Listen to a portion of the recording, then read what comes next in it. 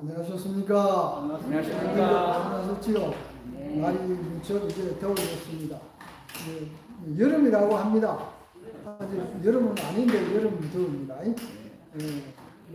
30도가 넘고 33.3도까지 올라가는 곳도 있고 아주 한여름 더입니다. 그런데 8월 달이면 얼마나 더울까요? 하는 사람이 있어요. 네. 6월 달도 무척 덥습니다. 우리가 이 더울 때 정말 건강 관리를 좀 잘해서 아무도 탈이 없도록 그렇게 하시게 되기를 바랍니다. 저는 이제 지난 시간에 이어서 우리 야고보서와 이 산상수훈을 이렇게 비교해서 우리가 공부를 하고 있습니다. 오늘은 요한복음 마태복음 5장 8절 마음이 청결한 자는 복이 있나니 뭐 할 것이요? 하나님을 볼 것이요. 하나님을 볼 것이요. 하나님을 볼 사람들은 어떤 사람들인가? 네. 시편 11장 7절에는 정직한 자가 하나님의 얼굴을 본다 그렇게 되어 있습니다.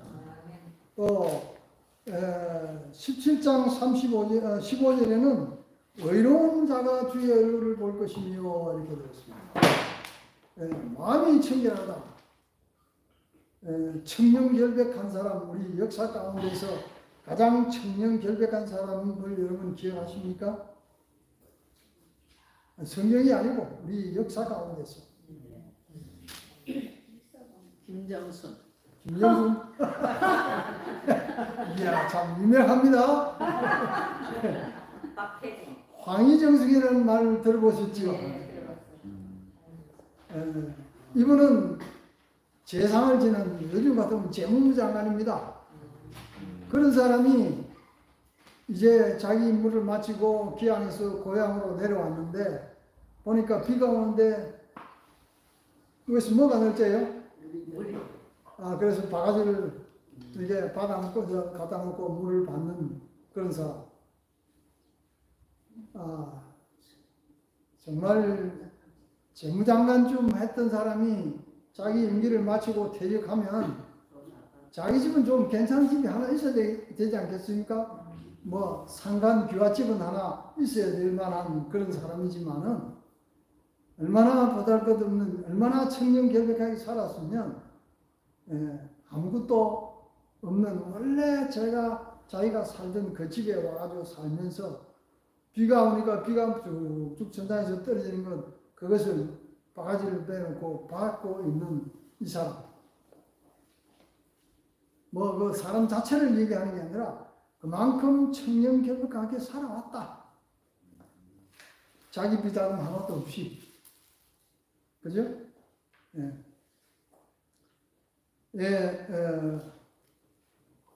산상보훈은 이렇게 얘기합니다. 마음이 청결한 자는 복이 있다라고 하신 예수님의 말씀에는 더욱 깊은 의미가 있다. 어떤 의미가 있느냐? 그것은 다만 이 세상에서 이해하는 의미의 즉 관능적인 것에서 벗어나서 유격에 더럽히지 않는 뿐 아니라 마음의 은밀한 목적과 동기와 진실을 의미한다. 마음의 은밀한 목적과 동기까지도 청렴결백해야 한다. 청결해야 한다. 정직해야 한다. 의로워야 한다. 그렇게 이야기를 하고 있다고 그랬습니다. 교적은 이번에는 이렇게 얘기합니다. 하나님께서는 영혼의 고결함을 요구하신다. 고상하고 결백한 것을 요구하신다. 왜냐하면 마음속에 실리는 거룩한 영의 영향을 통해서 마음을 새롭게 함으로 온전한 사람으로 변화시키기 때문이다. 온전한 사람으로 변함을 새롭게 함을 빼서 변화될 사람이라고 하면 어떤 사람이라 됩니다? 아주 고결한 사람, 고상하고 결백한 사람, 정직한 사람, 의로운 사람, 이런 사람이 결국은 완전한 변화를 받는 사람으로 나타난다. 주석 3권에는 이렇게 얘기합니다. 이 영문입니다. 세상에서 하나님의 율법을 준행함으로 하나님의 형상을 따라 품성을 완성시켜야 한다. 믿음 안에서든지 이방인이든지 모든 사업에서 정당하고 의로운 원칙을 적용하는 사람이어야 한다.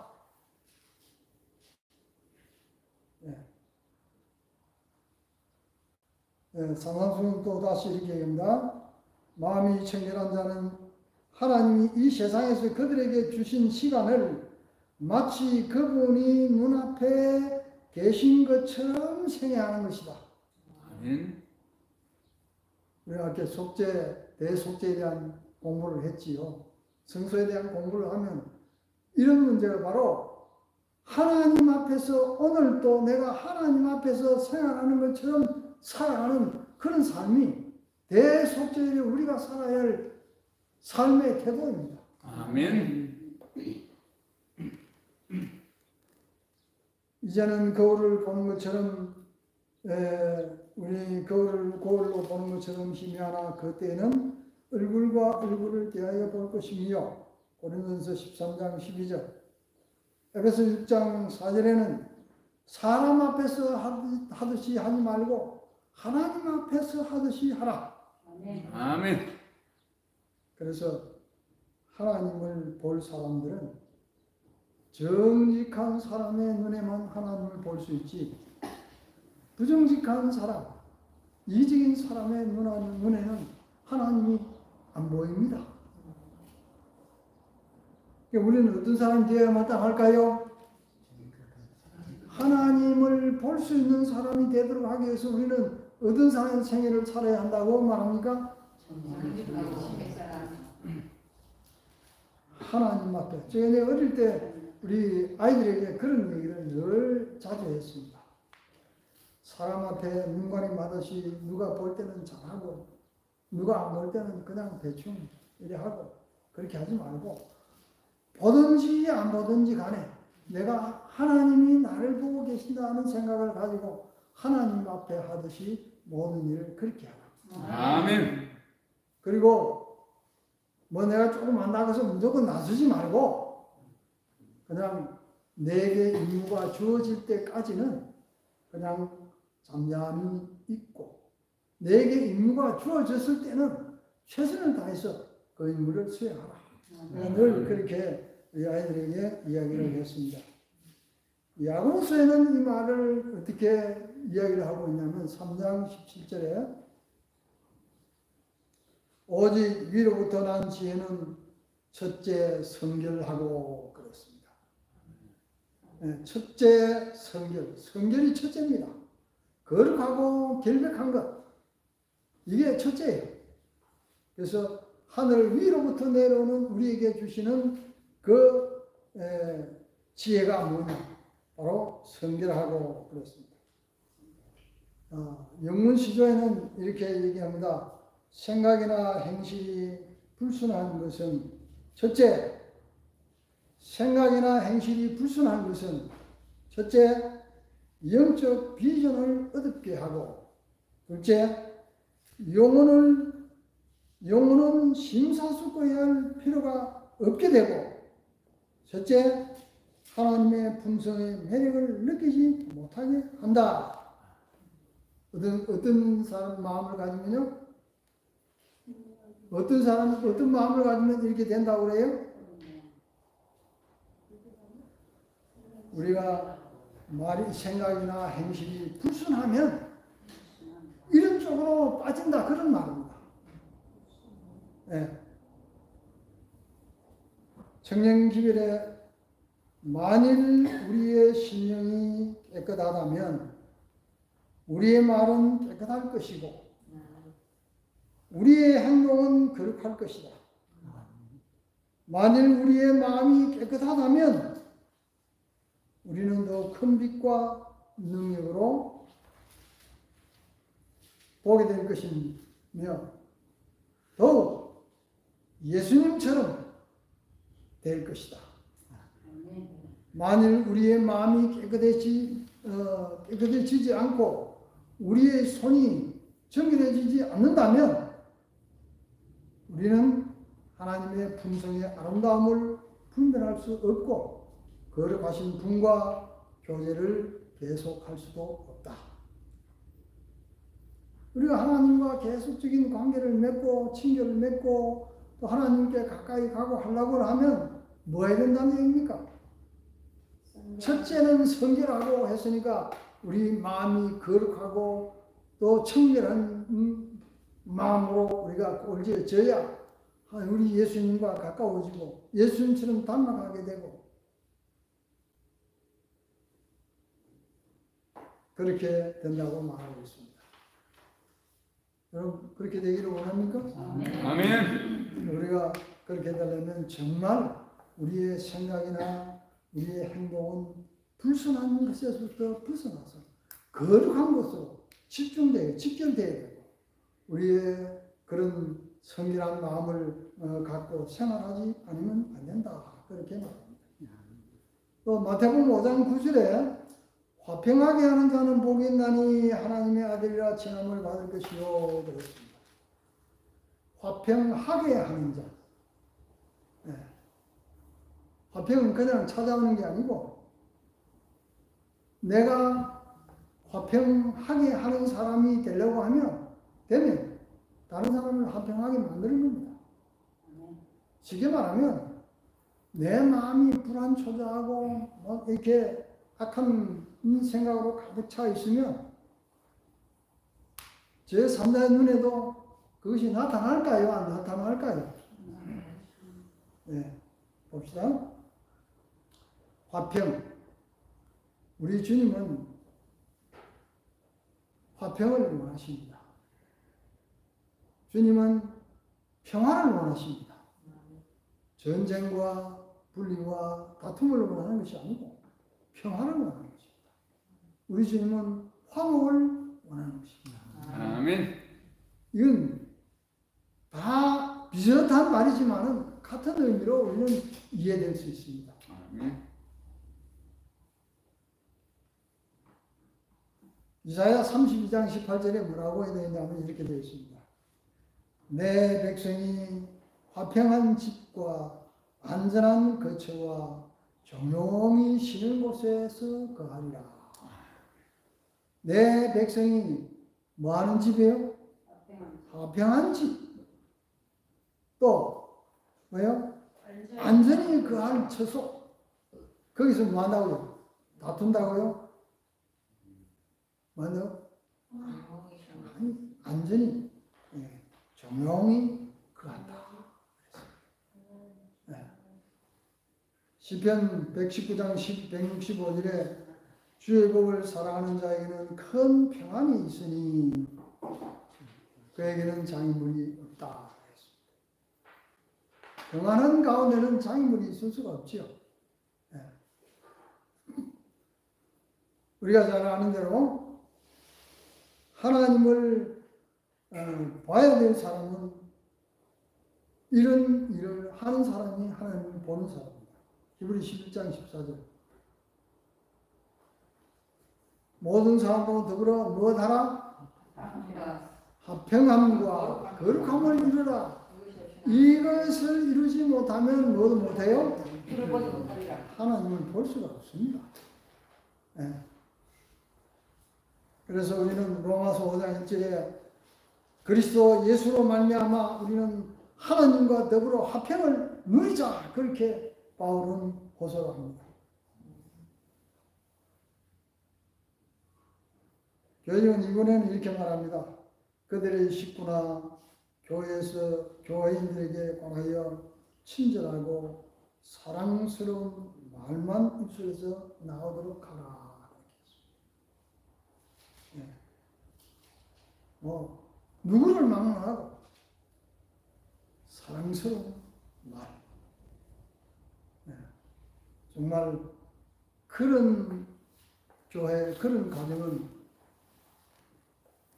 평화로운 가정일까요? 평화로운 평화로운 교회일까요? 네. 아, 그렇습니다. 네. 이게 서신에 이렇게 얘기합니다. 화평하게 하는 자들, 가족 내에서 화평하게 하는 자는 얼마나 귀한 보물인가. 교회에서는 얼마나 큰 축복인가. 화평케 하는 자들은 시험을 당할 것이나 그들의 생애는 그리스도와 함께 하나님 안에 감추어져 있다. 그들은 예수님을 바라보면서 그분을 모방한다. 그들은 그리스도께서 주시는 화평을 받는다. 사람을 가정에서, 교회에서, 이웃 간에, 그리고 세상에서 화평하게 하는 자로 만들 수 있는 것은 그리스도를 닮은 신체적인 모습이 실제적인 거듭남으로 나타난다. 네. 그래서 우리가 화평하게 하는 사람이 되려면 내 마음에 먼저 화평한 자가 돼야 돼. 주님께서 주시는 평화를, 화평한 마음을 내가 받아야 돼. 그래서 다른 사람들에게도 이 화평함을, 평화를, 안정을, 기쁨을, 행복을 같이 나눠줄 수 있는 사람이 되어야 합니다. 그렇게 되면 우리는 뭐 누구를 나타내요? 그리스도를 닮은 모습을 실제적으로 이렇게 나타내게 된다. 그렇게 이야기를 하고 있는 것입니다. 그리스도는 평강의 왕이시다. 이사야 9장 6절이죠. 그러므로 죄가 깨뜨린 화평, 평화를 이 땅과 하늘에 회복시키는 것이 그분의 사명이다. 누구든지 죄를 버리고 그리스도의 사랑을 받기 위하여 마음을 여는 사람은 은행을 통해서 다른 사람들에게 죄를 버리고 마음을 하나님께 바치게 하는 자는 화평케 하는 자이다. 조금 전에 말씀드린 대로 이 말에 대해서 야고보 3장 18절에는 이렇게 얘기합니다. 화평케 하는 자, 화평하게 하는 자는 화평으로 심어서 뭐로 거둬요? 의의 열매를 거둔다. 이 의라고 하는 문제를 우리가 나중에 또 생각할 기회가 있겠죠. 의의 열매를 거둔다. 스가랴 6장 19절에 오직 너희는 진실과 화평으로 사랑할지니라. 잠언 12장 20절 화평을 원하는 자는 희락이 있으리라. 기쁨과 즐거움이 있다. 그런 얘기입니다. 그래서 우리가 평화로운 사람, 또 화평한 사람, 이 마음이 즐거운 사람, 여러분 그런 사람들에게는 항상 기쁨과 즐거움이 넘치게 되고 그런 사람에게는 뭐도 따라와요? 하나님을 찬양하는 찬양도 따라오게 되어 있습니다. 우리 속에 우울한 것이 전혀 없게 되는 거예요. 마음이 기쁘고 즐거운데 다른 사람이 즐거움을 보고 내가 행복을 느끼는데 왜 내게 우울함이 찾아올 수 있나요?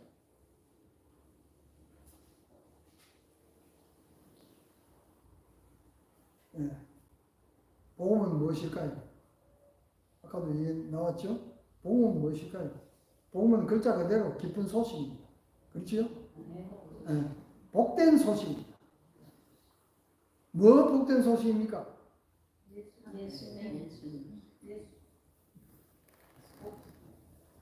내가 죽을 수밖에 없는 죄로 인해서 죽을 수밖에 없는 사람을 하나님께서 그리스도를 통해서 나를 살리셨으니 복된 소식이 아닙니까? 아멘.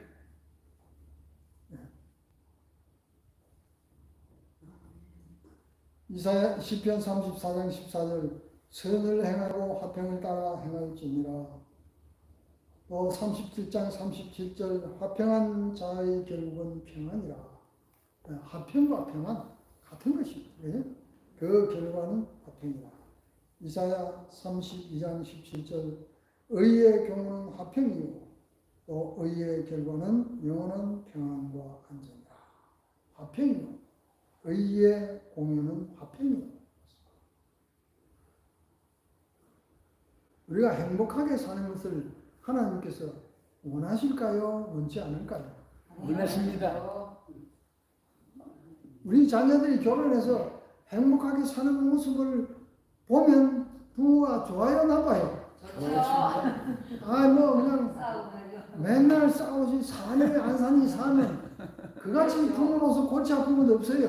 본인들은 막 그냥 뒷전 두고라도 지켜보는 부모들이 참 골치 아파요. 그렇습니다. 그렇잖아요? 그렇습니다. 그다음 자녀들이 그냥 결혼해서 그냥 잘 뜻 맞춰서 잘 그들이 뭐 화롭게 잘 해놓고 살라는 게 아니에요. 뜻만 맞으면 화평한 거예요.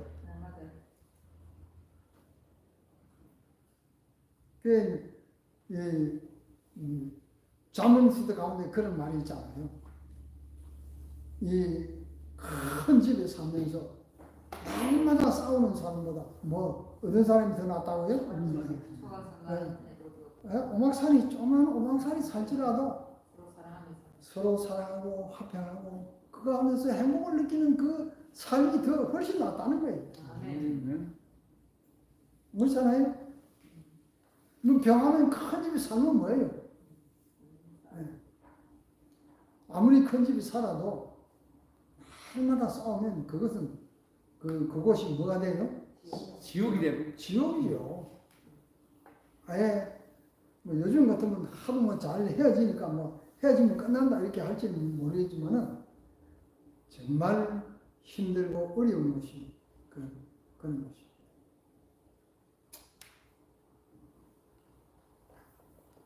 시대 소명에는 이렇게 이야기를 합니다. 화평하게 하는 자는 복이 있다. 그리스도의 화평은 진리에서 나온다. 진리는 하나님과 일치한다. 참된 화평을 창조하고 영속시킬 수 있는 유일한 능력은 그리스도의 은혜이다. 네. 화평은 어디서 나온다고 했어요? 진리에서 나온다. 이 진리는 하나님과 일치된다. 네? 참된 화평을 창조하고 영속시킬 수 있는 유일한 능력은 그리스도의 은혜로 말미암은 것이다. 우리 인간이 잘하고 친절하고 무슨 싹싹하고 이렇게 해서 되는 게 아니고 그리스도의 은혜로 이루어지는 것이다 하는 것을 우리가 잊지 말아야 하는 것입니다. 이게 부모와 교사, 학생이 보는 기별 가운데 이렇게 얘기했습니다. 예수 그리스도의 지혜가 나의 품성을 첫째 성결하게 하고 다음에 화평하게 하고 관용하고 그렇게 이야기합니다. 그다음에 양순하고 긍휼하고 선한 열매가 가득하고 편देख과 거짓이 이렇게. 나는 화평하게 하는 자들을 화평 오시며 의의 열매를 거둔다는 이 원칙을 지키고 있는가 우리가 자문을 해보자 그렇게 했습니다. 만일 그리스도 안에 있었던 마음이 그대 속에 있다면 그대는 그리스도의 교훈을 실행할 것이며 크신 자비와 사랑을 올바로 인식하고 있기 때문이다. 그렇게 만일 그리스도의 제자라고 공언한 사람들이 그분의 말씀을 순종했더라면 얼마나 많은 교회의 시련들이 없이하고 얼마나 많은 괴로움과 진노에서 벗어날 수 있었겠는가. 이게 한마디로 얘기하면 교회 안에서도 분쟁과 괴로움과 이런 모든 문제들이 일어나는 것은 뭐하기 때문에 그렇게 하는 거예요? 하나님의 말씀에 따라 순종이라고 하는 말은 화평하게 하라고 하는 대로 화평하게 하는 자가 되어야 되는데 늘 불씨를 안고 있는 사람들처럼 그렇게 생각을 있는 사람과 이게 같이 융화될 수 있겠어요? 안 되는 것입니다. 늘 마음속에는 어떤 불씨를 가지고 있습니다.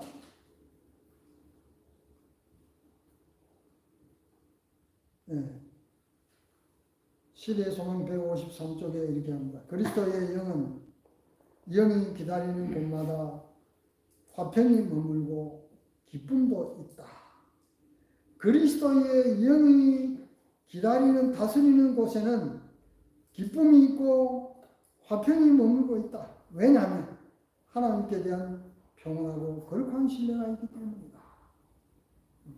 우리가 다 그리스도의 영의 지배를 받는 사람이 된다면 이 교회는 화평한 교회, 행복한 교회, 평화스러운 교회, 모든 불신과 불만이 다 없어지는 교회가 될 수 있다. 이렇게 얘기합니다.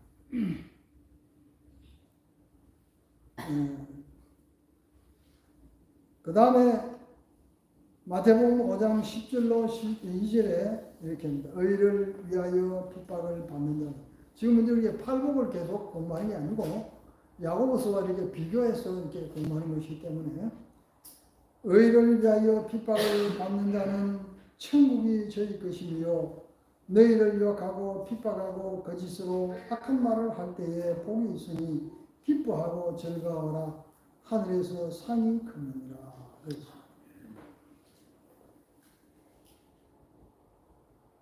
성경은 무릇 그리스도 안에서 경건하게 살고자 하는 자는 핍박을 받으리라 그렇게 했는데 핍박은 어떤 사람들에게 찾아올까요?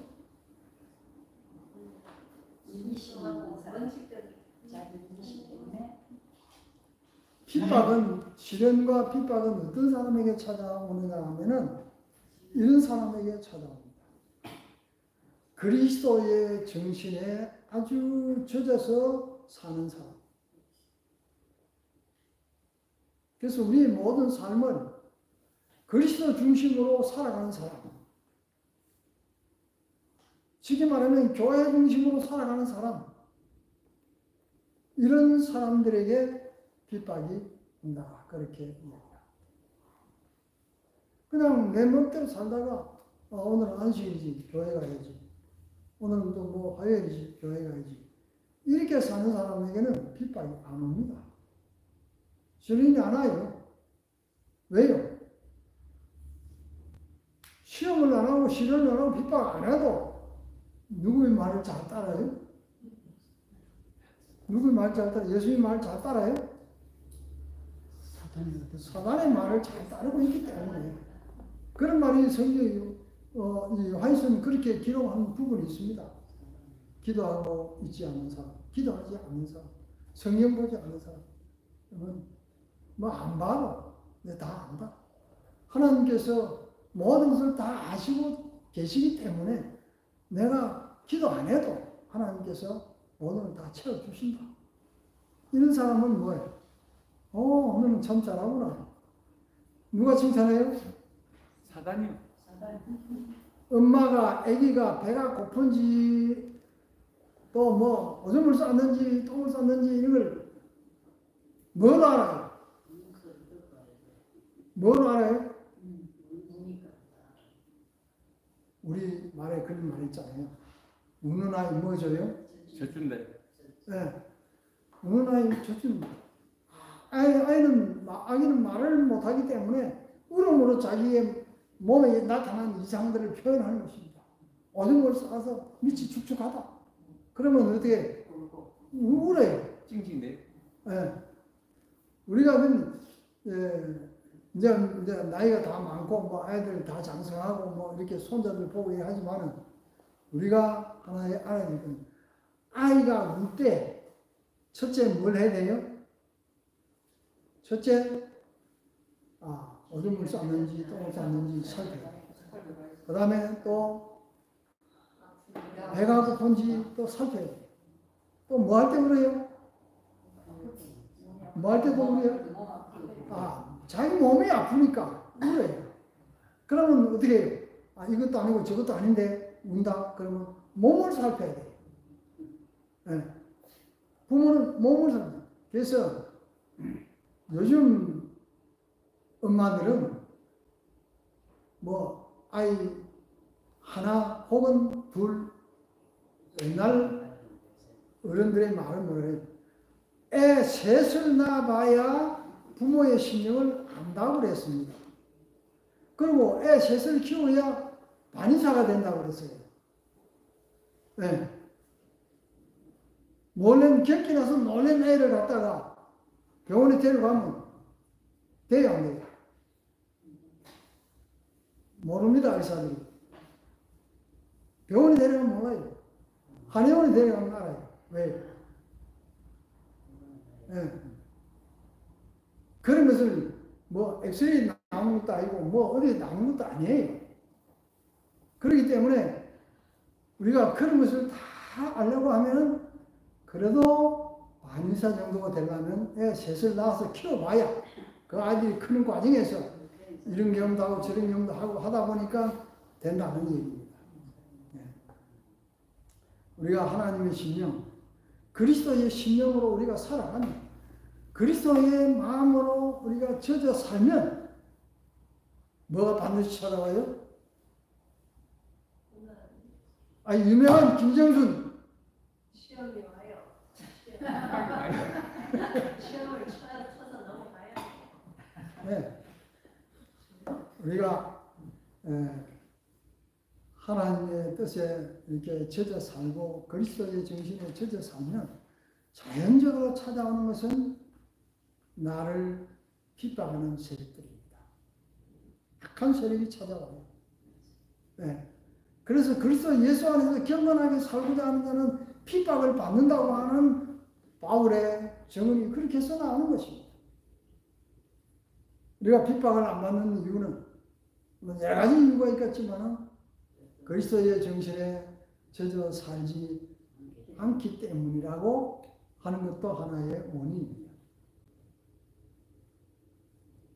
산상보훈은 이렇게 얘기합니다. 박해와 치욕이 그리스도의 정신에 젖어 있는 모든 사람들을 기다리고 있다. 그렇습니다. 박해와 치욕이 그리스도의 정신에 젖어 사는 모든 사람들에게 기다리고 있다. 박해의 성격은 변하지만 그 원칙은 변하지 않는다. 아벨 시대부터 지금까지 뭐예요? 결국은 뭐예요? 죽음으로 내모는 것이다. 그런 얘기입니다.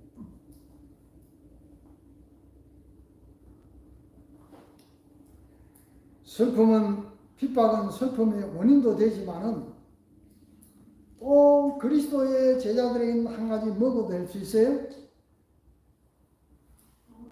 핍박은, 고난은, 슬픔은, 혹은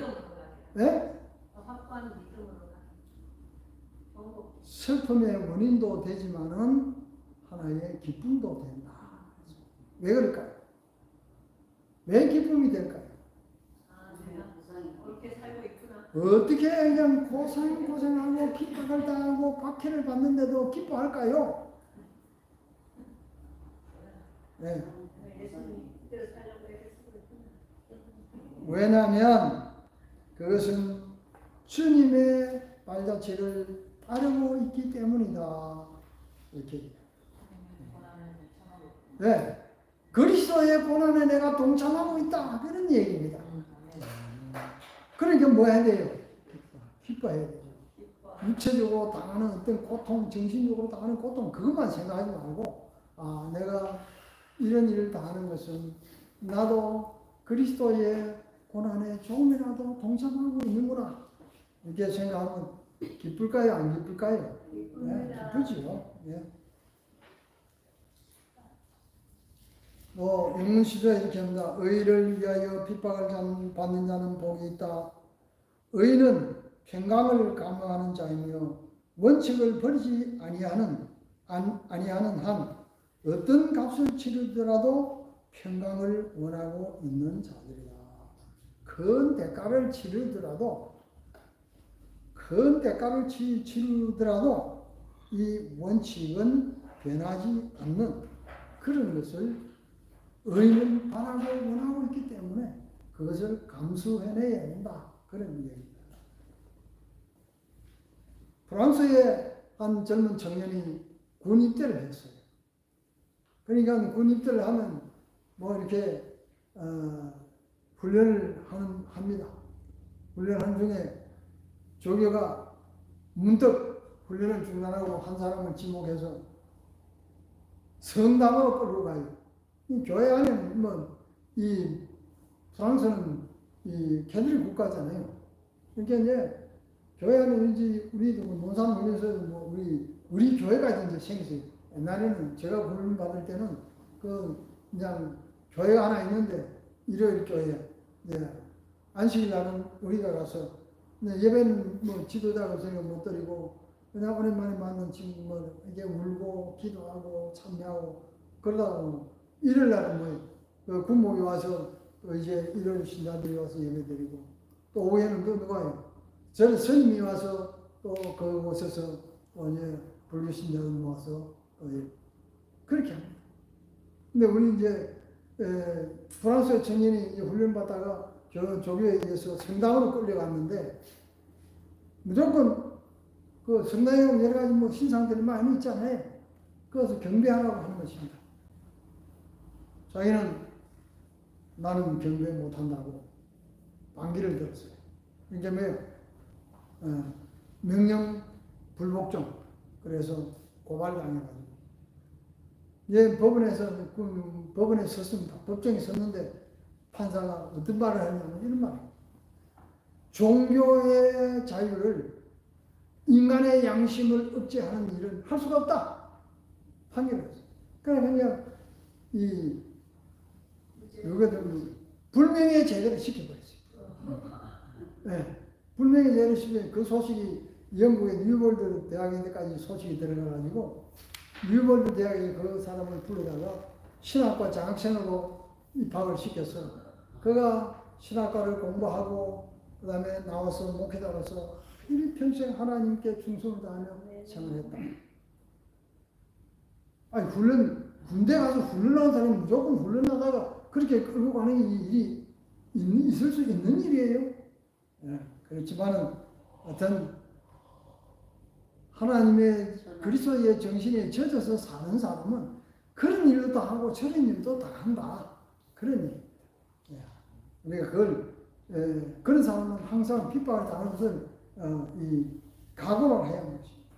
우리의 믿음의 선배들 보면 사도 요한도 그렇고 또 히브리 청년도 그렇고 다니엘도 그렇고 또 뭐 많은 사람들이 핍박을 당하면서 그렇게 생활했어도 그들은 생명이 보존되었다.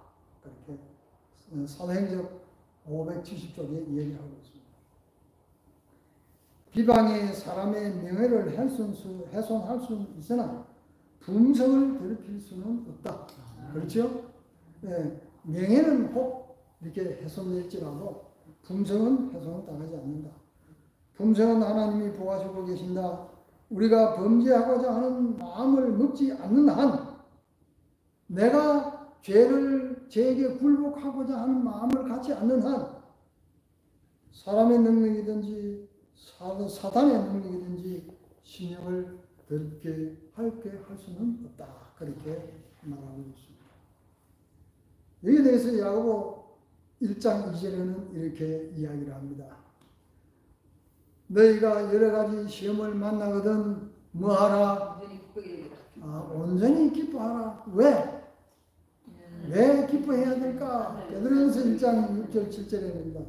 너희가 여러 가지 시험을 인하여 잠깐 근심하게 되지 않을 수 없으나 또 도리어 크게 기뻐하도다. 예수 그리스도에 나타나실 때에 칭찬과 영광과 존귀를 얻게 하게 하렵니다. 칭찬과 영광과 존귀를 얻게 하렵니다. 시험을 견딘 자는 상이 크다고 했습니다. 이 상이 바로 우리에게 주시는 칭찬과 영광과 존귀 받는 그런 상인 것입니다. 그대가 그리스도와 함께 하늘에 앉게 된다면 그대는 하나님을 찬양하지 않을 수 없게 될 것이다. 찬양을 선물을 울리도록 훈련시키라. 가정과 교회에서 찬양을 가져라. 이렇게 또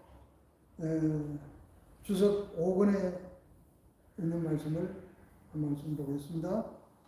하늘의 빛이 인간 대리자들의 위에 비칠 때에 그 얼굴 속에 있는 주님을 기쁨을 나타낸다. 사람을 슬프게 하고 의심이 가득한 마음이 되게 하는 것은 영혼 속에 그리스도가 계시지 않기 때문이다. 슬픈 표정을 짓고 인생길을 한숨 섞인 길이 되게 하는 것은 영혼 속에 그리스도가 계시지 않기 때문이다. 기쁨은 그리스도를 받아들이고 모든 사람들을 위하여 성경이 말하는 하나님, 성경이 말하는 성경의 핵심이다. 왜 그런가 하면 그것은 그들이 생명의 빛을 가졌기 때문이다. 빛은 기쁨과 즐거움을 가져오고 기쁨은 생활과 품성을 나타낸다. 왜 우리가 이 하늘의 기쁨이 그리스도와 함께 하늘에 앉게 될 때에 우리는 하나님을 찬양하게 되는데 하늘의 빛이 인간 대리자들 위에 이렇게 임하게 될 때에 우리는 기쁨을 나타낸다. 그랬습니다. 우리 속에 기쁨이 없는 것은 우리의 삶이 참 힘들고 또 한숨 섞인 그런 희망이 없는 그런 삶이 되게 하는 것은 무엇 때문이라고 합니까?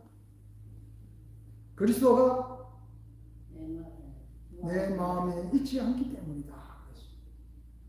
그러니까 우리는 항상 그리스도의 정신으로 살아야 합니다. 그리스도의 정신에 짓눌려 살아야 하는 것입니다.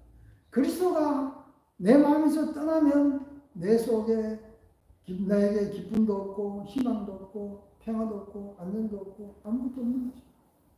모든 것이 불안하고 초조하고 불만스럽고 불평스럽고 힘들고 어려운 그런 인생길을 걸어갈 수밖에 없게 되는 것입니다.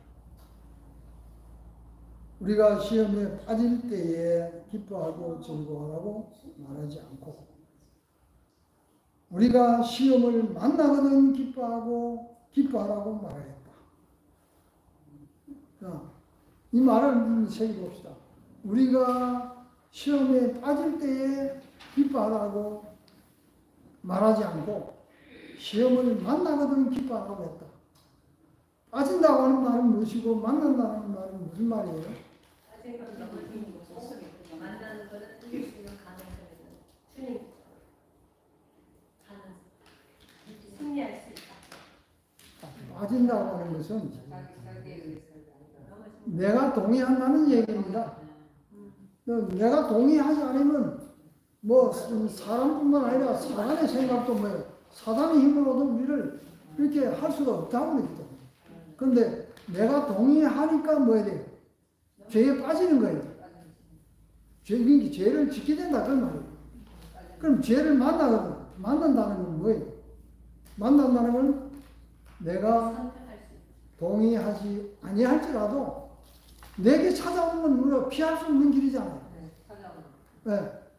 내게 닥쳐오는 건 피할 줄이 없기 때문에 이럴 때 우리는 기뻐하고 즐거워하라 그렇게 했습니다. 그것은 왜요? 그런 시련을 당하게 될 때는 뭐예요? 내가 누구의 고난에 참여하는 거예요? 그리스도의 고난에 동참하는 것이기 때문에 기뻐하고 즐거워하라.